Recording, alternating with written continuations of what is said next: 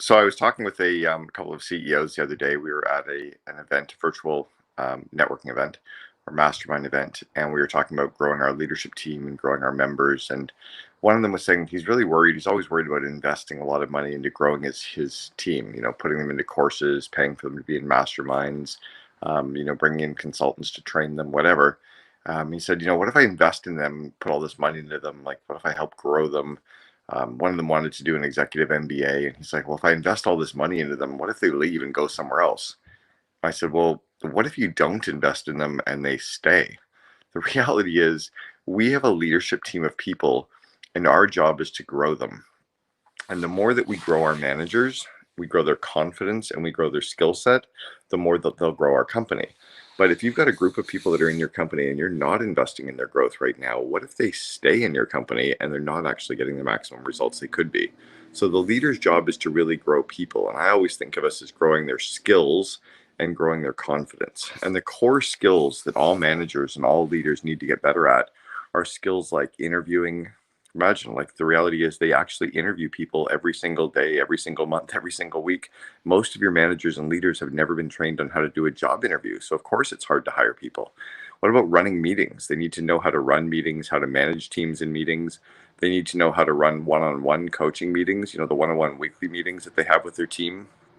Most of our managers have never been trained on that. Most of our managers have never been trained on coaching, the actual coaching of other people to grow their employees. Even if us as leaders or CEOs aren't good at it, imagine how bad our leaders and managers probably are. So are we teaching them how to do coaching? Are we teaching them about delegation? They delegate projects every day, but they always come back late, or they're not on time, or they're over budget, or they're not exactly what we wanted back in terms of the results. Well, it's because they're bad at coaching or bad at delegation. What about time management? The reality is all of our leaders and managers have to manage time. Have we ever trained them on that, or trained them on project management? They're all managing projects, but most of them have no idea how to manage projects and how to manage them with other business areas. All of these are the skills that leaders and managers really need to grow their companies. When I was the COO for 1-800 Got Junk, I really obsessed about growing our people. I would train them on all of these, what I used to call soft skills, but really these are the core leadership skills that every manager and leader needs to be really good at. And if they're good at those skills, that's how I would actually help grow the company. Was I was focused on growing them, not doing the work. If I was doing the work, I was missing the opportunity to grow them. Have we ever trained our managers on conflict management? And yes, they have to deal with conflict all the time in the workplace. Have we trained them on email management? Do they know how to manage emails and run Slack? Do we ever train them on any of these tools? So all of these skills are what we should be focusing on. And if we're worried about, well, if I train them and I put all this money and time and invest in them and they leave, well, the worst situation is if you don't invest in them and they're there running your business for you every day.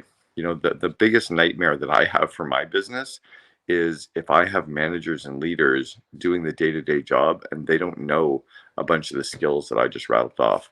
So if you don't have a system in place to grow them, to grow situational leadership, coaching, delegation, time management, running effective meetings, interviewing, one-on-one meetings, all of those skills, I think you're really missing out. So something to think about over the course of the weekend is, what are you going to do to grow your people, to invest in them as leaders?